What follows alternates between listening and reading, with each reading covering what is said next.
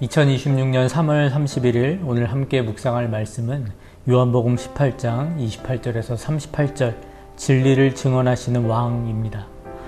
어제 본문에서 예수님께서는 안나스에 끌려가셨고 오늘은 총독 빌라도에게 끌려가시게 되고 빌라도의 신문을 받으십니다. 28절입니다. 그들이 예수를 가야바에게서 관정으로 끌고 가니 새벽이라. 그들을 더럽힘을 받지 아니하고 유월절 잔치를 먹고자 하여 관정에 들어가지 아니하더라. 예수님을 총독에게 끌고 갔습니다. 그런데 예수님을 넘기게 될 때 그들은 지금 어디에 있나요? 관정 밖에서 예수님을 넘기고 그들은 들어가지 않고 있습니다. 오히려 총독이 밖으로 나오게 되죠. 왜 그렇죠? 유월절이기 때문에 그렇습니다. 유월절에 유대인들은 절대로 다른 이방인들과 섞여서는 안 된다라는 것이 있었거든요. 다른 이방인들과 섞이게 되면 부정하게 되어서 하루의 정결 시간을 따로 보내야만 했습니다. 하나님의 아들 예수께 모든 수치와 폭력을 지금 가하고 있는데 나는 깨끗하다, 자기 합리화를 위하여서 율법의 규정은 철저히 지키려는 이러한 이기적인 모습이 보여지고 있습니다. 저는 오늘 본문을 묵상하면서 이 이기적인 모습, 이 유대 종교 지도자들에 대하여서 묵상해 보려고 합니다. 성경을 읽으시다 보면 사내들인 공회라는 단체를 만나게 되죠. 이들은요, 유대 사회의 최고 의결 기구이자 종교 재판소의 역할을 하던 곳이었습니다. 인원은 한 72명쯤으로 구성되었는데 모세 광야에서 세운 70명의 장로에 모세를 더하고 의장을 포함해서 72명의 숫자로 인원을 구성하였습니다. 그런데 그 72명 안에는요, 두 개의 파가 존재합니다. 잘 알고 계시는 사두개파와 바리새파. 이 두 집단은요, 함께하는 것처럼 보이지만 항상 싸웠습니다. 함께 할 수 없었던 결정적인 이유가 바로 태생에 대한 문제였는데요. 사독의 자손만이 성소에 가까이 나올 수 있다라는 명령을 가지고 태어날 때부터 이들은 제사장 가문의 혈통을 타고난 사람들이었습니다. 이들은요, 유대 사회에서 최상위 귀득권층을 형성하고 있었는데 물론 신학적인 대립도 있었지만 사두개파는 태생이 사두개파여야만 한다라는 것이 있었어요. 그래서 바리새파는요, 절대로 사두개파에 들어갈 수 없었습니다. 그러면 바리새파는 어떻게 되냐? 집안에 상관없이 노력에 의하여서, 율법에 의하여서 그곳에 들어갈 수가 있었던 것이었고요. 그런데 갑자기 이 유대 사회에 예수님께서 등장하십니다. 그러면서 예수님을 따르는 무리들이 점점점 생겨나게 돼요. 결국 자신들이 태생적으로 가지고 있었던 가문의 왕국이 흔들리게 되는 것이죠. 결국 자신들이 이루었던, 내가 바리새파를 들어가기 위해서 그렇게 노력해서 그 안에 들어갔는데 그것이 공격받게 되는 것이죠. 그래서 이들은 예수님을 죽이려 한 것입니다. 그런데 그 방법은요, 반드시 로마의 형벌이어야만 했습니다. 당시에 사형권이 로마의 정권에 있었기 때문이죠. 물론 유대인들도요, 하나님을 욕되게 하거나 재앙을 가져온 선지자들, 거짓 선지자들 향해서는요, 돌로 쳐 죽이는 형을 집행하기도 하였습니다. 하지만 유대인의 왕이라는 타이틀로 이것을 정치적으로 접근해서 로마에 대한 도전으로 명분을 삼아서 로마의 법으로 최고의 형인 십자가형으로 예수님을 죽이려 했던 것이죠. 그리고 왜 꼭 십자가형이어야만 했는가? 신명기 21장 23절이죠. 그 시체를 나무 위에 밤새도록 두지 말고 그날에 장사하여 내 하나님 여호와께서 내게 기업으로 주시는 땅을 더럽히지 말라. 나무에 달린 자는 하나님께 저주를 받았음이니라. 유대 신학에서요, 사람이 나무에 달린다? 이것은요, 하나님의 저주를 받은 표징으로 이해되고 있었습니다. 그래서 예수님을 따르던 수많은 무리들 앞에 나무에 달린, 십자가에 달린 예수님을 보게 된다면요, 모든 유대인들의 머릿속에는요, 저주가 떠오르게 되는 거예요. 그래서 예수님께서 로마의 십자가형을 받게 해서 모든 유대인 앞에서 예수는 거짓이었다라고, 예수는 저주를 받은 것이라고, 하나님의 저주를 받은 것이라 낙인을 찍으려는 그러한 계획이었습니다. 그래서 예수의 추종자들을 모두 흩어버리고 그를 따랐던 자들을 붙잡고 예수 운동을 종식시키려고 한 것이죠.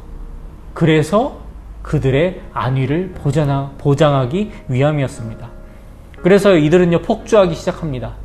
어제와 오늘 본문을 보시면요, 7가지의 불법적인 재판의 모습이 보입니다.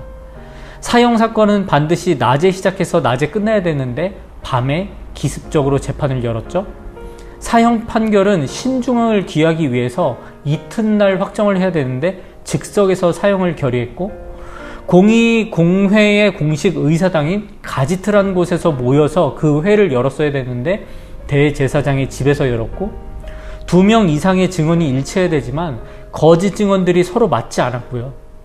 피고에게 불리한 자백을 강요할 수 없었는데 예수님께는 계속해서 유도신문으로 메시아인지 물어서 자백을 유도했고, 6월절 기간에는요, 재판을 열 수 없었습니다. 그런데 그 규정도 어기고 판결하는 어기게 되었고, 판결하는 재판장 전원이 만약에 유죄다라고 선포하면요, 오히려 그것은 다시 해야 되는 판결이었어요. 오히려 방해권의 침해가 되기 때문에 무효가 되는 그런 전통이 있었는데요, 그것도 무시하였습니다. 종교 엘리트 집단 사내들인의 저지른 광기 어린 불법 행위였던 것이죠. 제가 요즘 깊이 생각하는 단어가 있는데요, 바로 나르시시즘입니다. 간단하게 자기 도취에 빠져 있는 것이죠. 자기 자신을 과도하게 사랑하고 숭배하고 내가 타인보다 더 우월하다고 믿는 심리적인 상태를 말하는 것인데, 그래서요, 타인을요, 수단화합니다. 이것이 지금 시대에 많은 문제들을 일으키고 있죠. 나는 우월합니다. 그래서 타인을요, 수단화 시켜도 되는 거예요. 그런데 이것이 기독교에도 들어오고 있는 것 같습니다. 하나님조차 수단화하는, 하나님을 사랑하는 것이 아니라 하나님을 믿어서 거룩해진 나를 사랑하는 것, 나는 저 사람보다 거룩하다라는 그 우월감, 값없이 받은 은혜인데 이 은혜를 나를 돋보이기 위한 도구로 사용하는, 그래서 하나님의 마음보다 내 감정, 내 안위, 내 평안이 더 우선시되는 것, 관정 안에는 들어가지 않고 깨끗함을 유지하려고 하고 있지만 가장 추악한 불법을 저지르고 있는 이러한 모습, 저는 이것을 경계하지 못한 자들이 오늘 바로 본문에서 폭주하고 있는 사내들인 공회의 사두개파와 바리새파라고 생각을 합니다. 이것이요, 인간의 연약함입니다. 예수님은요, 하나님을 모르는 자들에게 죽임당하지 않으셨습니다. 하나님께서 택하신 제사장의 가문의 사람들, 그리고 구약 율법에 능통하여서 하나님을 깊이 아는 자들, 이들에게 죽임을 당한 것입니다. 그런데 우리 예수님께서는요, 죽임 당하신 것이 아니라 십자가를 선택했다라는 것이죠. 이 모든 것을, 이들의 의도와 이들의 정말 불순하고 불법적인 모든 것 다 알고 계셨습니다. 그런데도 이들을 위해서 십자가를 택하셨습니다. 사랑하는 성도 여러분, 고난주간을 지내고 있습니다. 이번 한 주간만큼은 나를 위함이 아니라 우리 주님을 위한 한 주로 지내시기 바랍니다. 이번 주일은요, 부활주일이에요. 그런데 부활주일을 준비하고 계십니까? 아니면 부활절 연휴를 준비하고 계십니까? 우리의 모든 위선을 다 아시는 주님께서 묵묵히 십자가의 길을 가고 계시다라는 것을 기억하시고 고난주간 예수님을 더 깊이 묵상해 보시기 바랍니다. 그리고 더 깊은 그 놀라운 은혜를 만나고 그 은혜를 고백해 보시기 바랍니다. 그 은혜로 살아가시길 바라요. 이번 고난주간 한 주간 동안 정말 예수님의 십자가를 깊이 묵상하시고 그 은혜 깊은 자리로 나아가시길, 그 은혜로 승리하시길 주님의 이름으로 축원합니다. 기도하겠습니다. 사랑의 하나님, 오늘 말씀을 통하여 주님의 십자가를 깊이 묵상하게 하시고 종교 지도자들의 이기적이고 지독한 나르시시즘의 민낯을 직면하며 나의 신앙을 돌아보게 하시니 감사드립니다. 이 추악함을 다하시고 십자가를 택하신 우리 주님을 더욱 깊이 묵상하는 고난주간 될 수 있도록 인도하여 주시옵소서. 부활의 연휴를 계산하기보다 나를 위하여 찢기신 주님의 살과 그 흘리신 피를 더욱 깊이 묵상하며 부활의 주님을 준비케 하여 주시옵시고, 주님이 나를 먼저 사랑하심에 먼저 사랑하신 그 은혜에 감사하며 하나님께 영광 올려드리기를